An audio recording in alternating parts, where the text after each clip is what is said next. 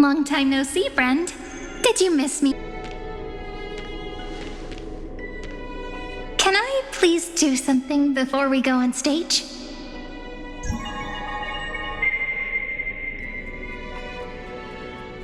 Remember the joke we made back at the Grove? Look, aren't my hands pretty now?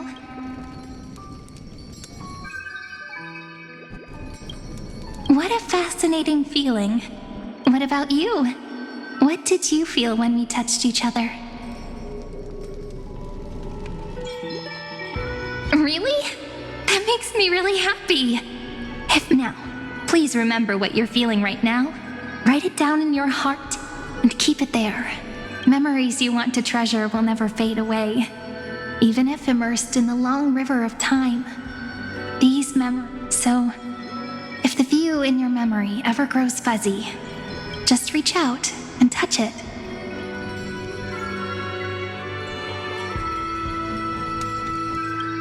It's like reading bedtime stories together at night. It wipes away the chill of passing time, sharpens the outline of memory, and restores its power to nourish the spirit. Now, I'll carry this power with me, and for a little while, I must part from you. As I step into the long cycles of this world, give me your blessings, friend. Then, let that bright future be, as we have written. Then, I'll leave it to you.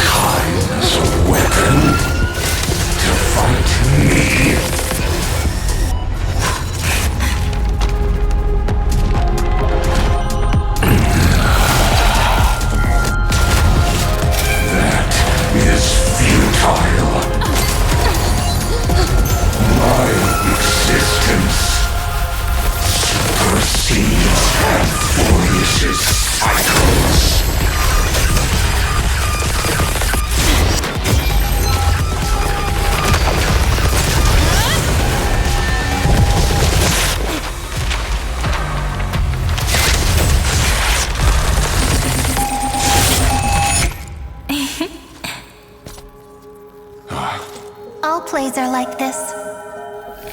Once you're on the stage, it's hard to return to the audience. Welcome to our story. How does it feel?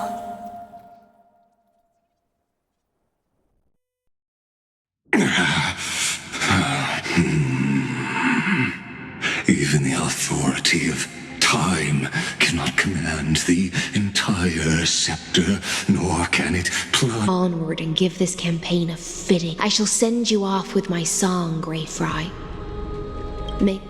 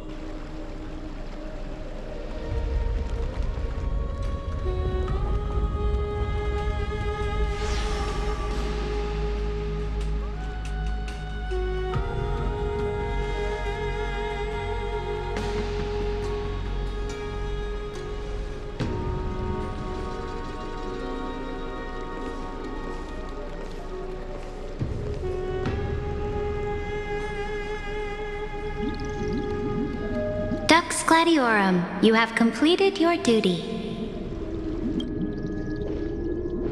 A new dawn is about to rise. Why not swim towards it?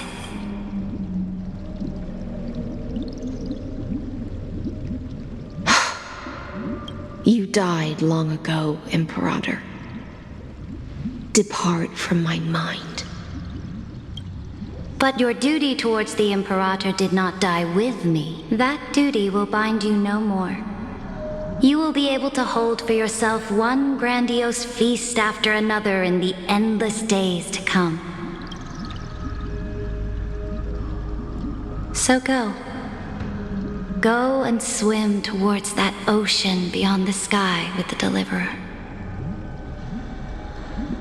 Is this? A page out of that sidekick's book. I commanded her to gift this page to you when everything finally reaches the end. What's on this page? Memories. Lifelike memories. That sidekick found me after the bloody feast 1,000 years ago and showed me her diary. I saw within that notebook.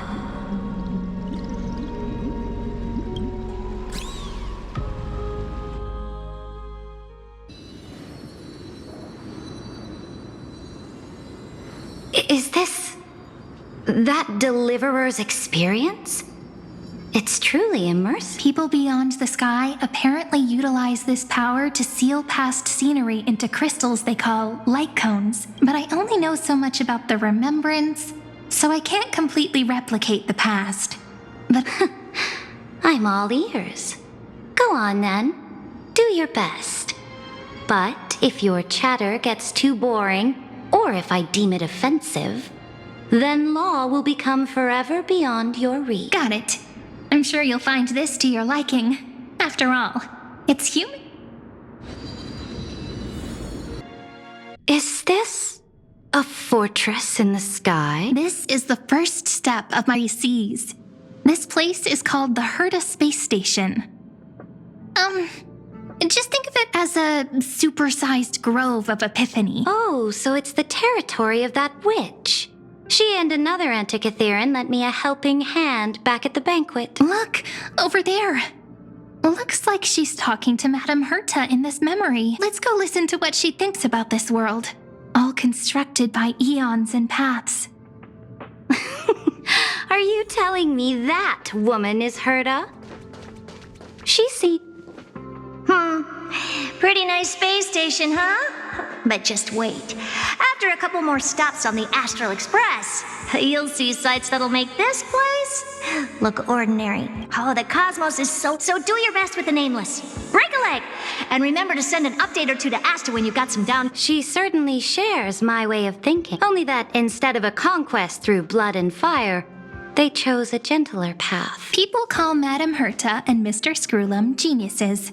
Apparently, only the smartest people in the cosmos can receive the blessings of Nous, Amphoreous' true creator. Do you mean that even individuals of such nobility are merely subordinates to a god? On the contrary, after all, it was the very first of them who created the god. But I don't really know all the details about that. You might be able to ask Madame Herta herself when you get the chance. Let's go check out some other worlds next, shall we?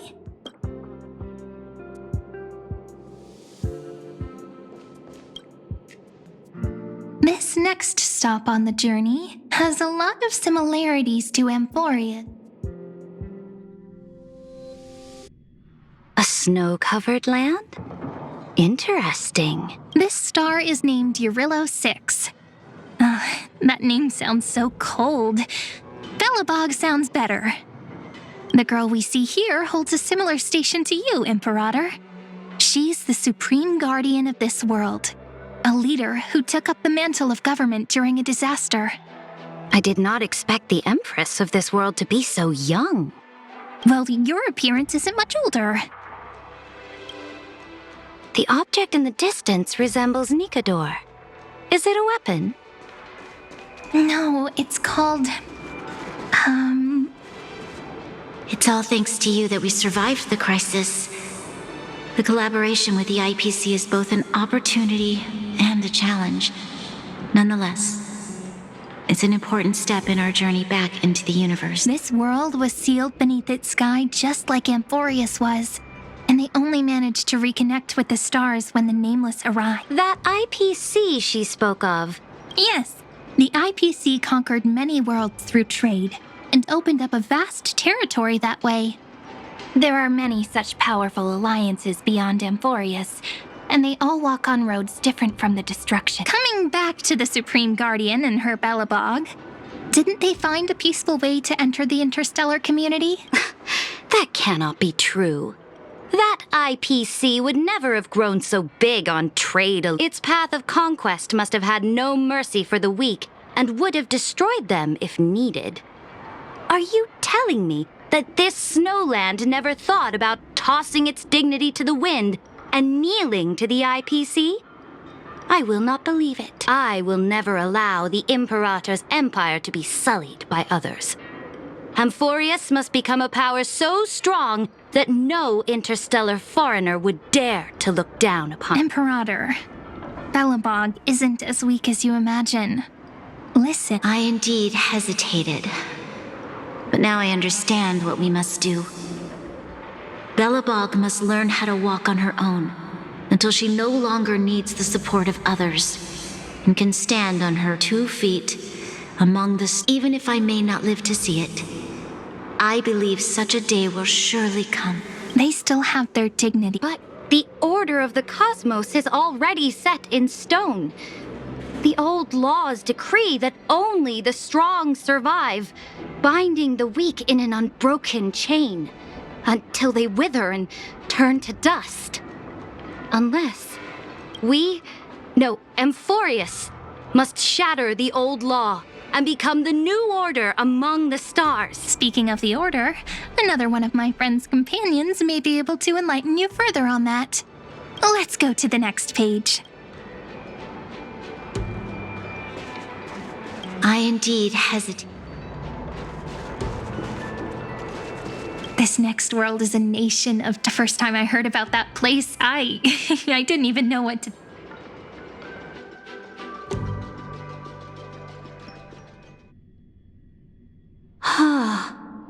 Such opulence does indeed evoke astonishment. This world is called Penacony, an eternal city built upon a land of dreams. It's also my friend's previous stop, where they went through a risky... Tell me about it then. That man standing afar has wings on his head.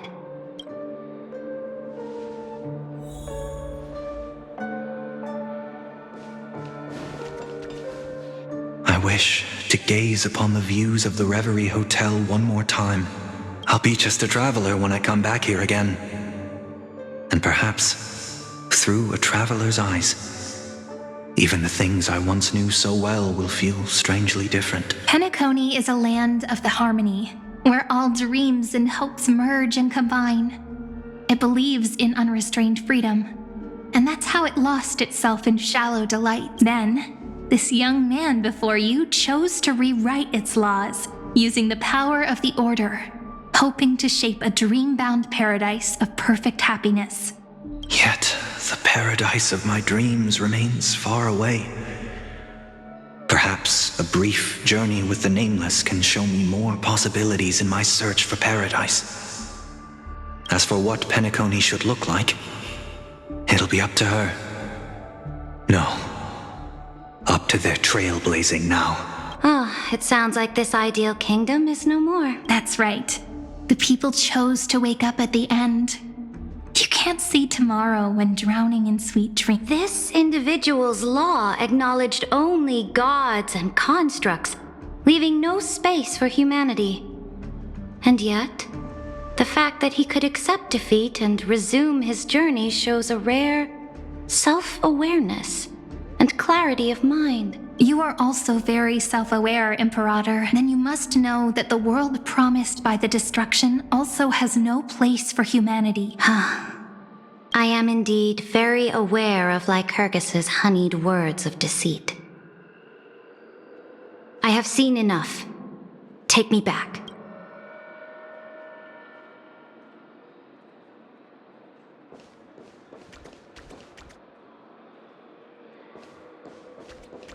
Then let's wrap up this trip down memory lane.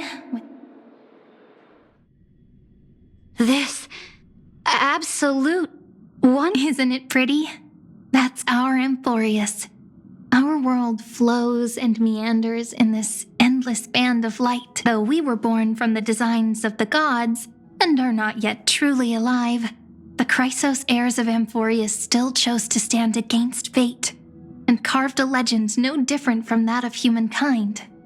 Will you really renounce the heroes in this world's previous 30 million cycles, Imperator? Including even yourself. Will you bow to brutal destiny and allow that puppet master named the destruction to happen? I know what you want to do, sidekick. You want to use that deliverer's memories to influence me and tilt the scales of law toward her and the two geniuses. You really saw right through me, Imperator.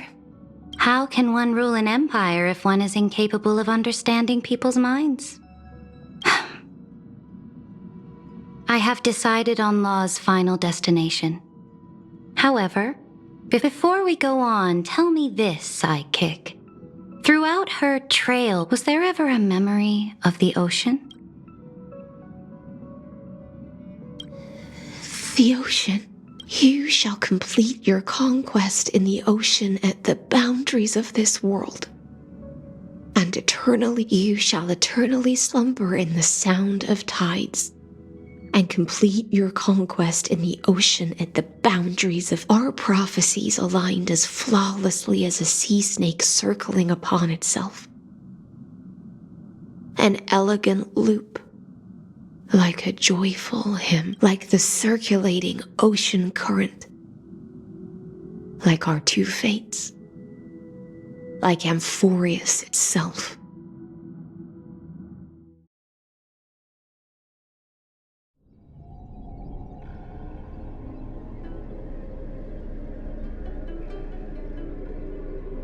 The trial is over. So tell me, who will own the divine authority of law? I won't give it to anyone. What? I am the law. Why should I give my imperial crown to any other? Both the Deliverer and the Theoros came from beyond the sky. They have no right to interfere with the lands I conquered with my own two hands. What exactly did you see in the trial? Everything. I saw everything regarding the rules of this world's operation. As long as I offer a sacrifice of equal weight, I can rewrite the laws of this world according to my will. I can turn. Fate gave me a very fair deal. One rule change for the life of one demigod. What are you planning to do? You can't guess? We can conquer. Your ambitions have already made so many people give up their lives for the law. I am determined for Amphoreous to stand on her own 2 feet among the stars. You are beyond reason. You think such a simple and hypocritical statement can justify your atrocities. There's no new without destroying the old. That's what you consider, and ever since the Flame Chase prophecy resounded in the distance, fate has decreed for the Chrysos heirs to ignite our blood and illuminate this dark age. People would still be puppets of the old dynasty if it weren't for my conquests. But your world doesn't seem to be any different from your predecessors. Bloodshed, tyranny, oppression. You're making the same mistakes they did. Go and see everything for yourself. Go to any library I've built. Go listen to the rumors on every street corner. Go and witness how the Imperator crushed the old laws and forged new ones. Go and see what my conquests brought to this world. I cleansed the Chrysos War's filth and mended all the conflicts left by the Arabellica. I restored Akima's might and allowed mortals and Chrysos heirs to face each other as equals in the council. I punished all sins and rewarded all achievements. I smashed Talantin's shackles, united humankind to save themselves, and started the Flame Chase. So now, hearken to my final words. History will eventually forget Saridra, but it will never forget the Imperator's people or the Flame Chase era she began. Final words? Amphoreous is about to be destroyed. There's no time left for pointless There is only one law I want to overturn to aid the final battle of deliverance. So I will only offer the life of one demigod. In the name of the Imperator, I command you one last time. Either sacrifice yourself for conquest, or pierce this tyrant's chest with your sword. Thus, the Imperator concluded her finals at the end of her life. At the last moment before she stepped onto the altar, she gave her most loyal subject the choice to decide fate, just as she promised her compatriots before her very first campaign. My blood flows in you now. Heroic compatriots, follow me, and we'll seize fate's reins! The Imperator fell. Some say that the Dux Gladiorum turned traitor and killed her liege. Some say that she imprisoned the tyrant in a shallow pond of water, then left. Which meant the Imperator had to kill herself to rewrite the... There are countless stories about her death. All we can be sure of is when the knight left the vortex, the Imperator was still mumbling about their past conquests, the beginning and the end. Imperator, wait! How could someone of your status come to the front lines? Let me be the flag bearer! The troops defending the pass to the west of the grove, have they surrendered? They ran as quickly as they could when they heard your name. The Golden Cocoon Pass is now in the First Legion's hand. Good. What about the Delosian militia? The Third Legion set fire to them. That is enough. We cannot afford to miss an opportunity for victory. Lastly, they are no more. The Second and Fourth Legions have destroyed them all. Very good. They now have no way out, no reinforcements, and no artillery support. We will be able to liberate the Grove of Epiphany in the blink of an eye. We will launch the final charge 1 quint after the curtain fall hour tomorrow. Remember, as long as the Alliance's flag still flies on my shoulders, you must keep moving forward. Take no prisoners among the enemy's soldiers. All sages who resist are to be captured and tried according to martial law. And do not destroy any... Understood! Those who are resolved to die, we salute. Reporting in. The mountain dwellers are resisting fiercely, and the legendary Mountain Breaker has personally engaged in battle. Their formations are nigh impenetrable. Then cease our frontal assault. Send scouts to all legions and tell them to retreat into the Tritos Plains before the parting hour. What? Are you planning to surrender? It's a strategic change of plans. The seismic walking dragon is enough for that battlefield. Walking dragon? You mean that stupid beast, Terravox? What can they even do? Stupid? No. They are the wisest of all of Georios' creations. Only they can perceive the currents of time. Let them deal with their earthly brethren. We will advance and take the lead, and if I will deliver the most fiery retribution for the humiliation they dealt us. Understood. I'll see to it. Those who are... The Temple of the Three Fates sent a letter, Imperator.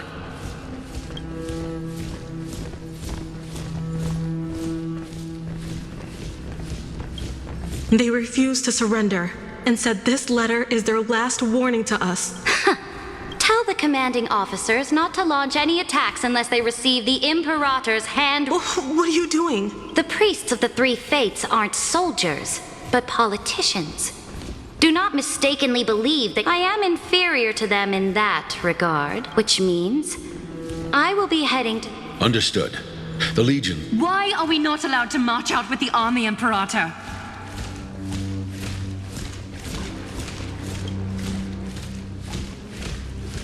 This will be a long voyage with no return. Those of you who bear the prophecy cannot come with me. Why are you personally leading this battle if it's doomed to fail? The Flame Chase journey cannot be without a... That is correct. The Empire will be without a head when my departure will create a long staircase for you. You will understand what I mean when news of my death reaches your ears. Saridra, is our journey about to be over? Destroy the old laws and forge new ones. More Chrysosaurs bearing divine authority will be born, and many more heroes will arise. Will they demand peace or war? Will they resist tyranny or become the next Imperator? I do not care. The children do not mourn for me. Anyone can kill the Imperator. But the only one who can truly destroy her is Saridra. At the end, I faithfully recorded the most important battles in the Imperator's life. Her conquest was about to be completed at this point in the story. However, for some reason, a memory suddenly entered my mind just as I was about to put down my pen. It was a journey on a fantastical train. I had the honor of having a heart-to-heart conversation with the Imperator. How do you want history to remember you? As a hero who gave up her life for the flame chase? Or as a tyrant? She answered so quickly, as if she had made up her mind long ago. I would rather be forgotten than be defined. Because the law can be neither eternal nor unchallenged. And only humanity can pen laws into history's pages. The game is nearing its end, Dux Gladiorum. Even though you killed this time, you finally found your own law. Then, High Sealants.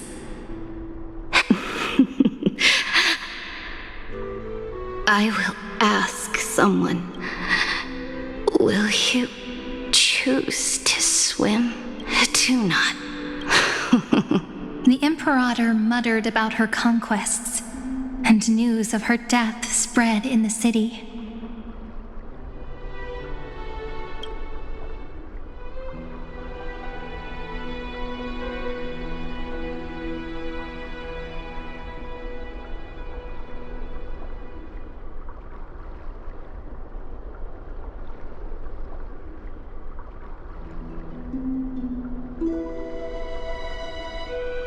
Freedom! Liberty! The tyrant is dead! Go! Shout this news in the streets!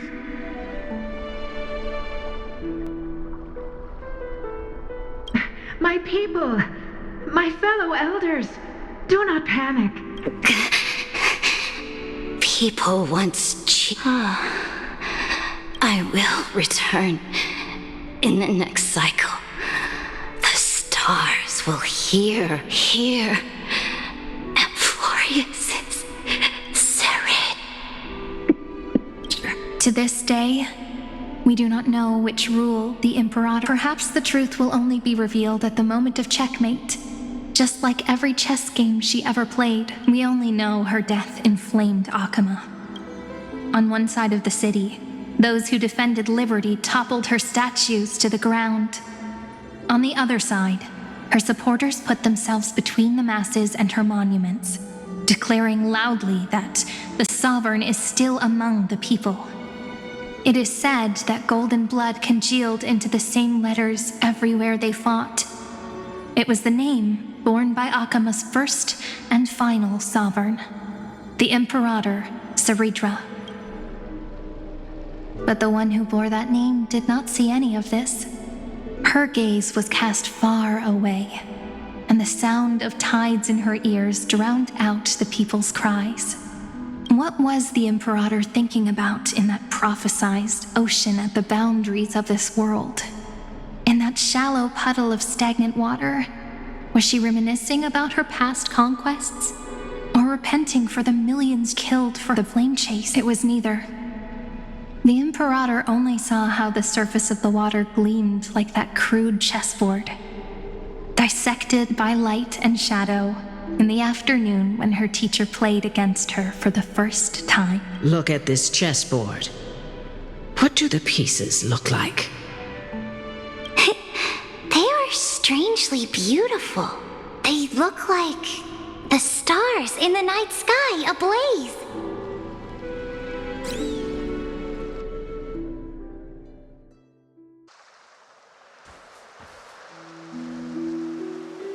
From that page emerged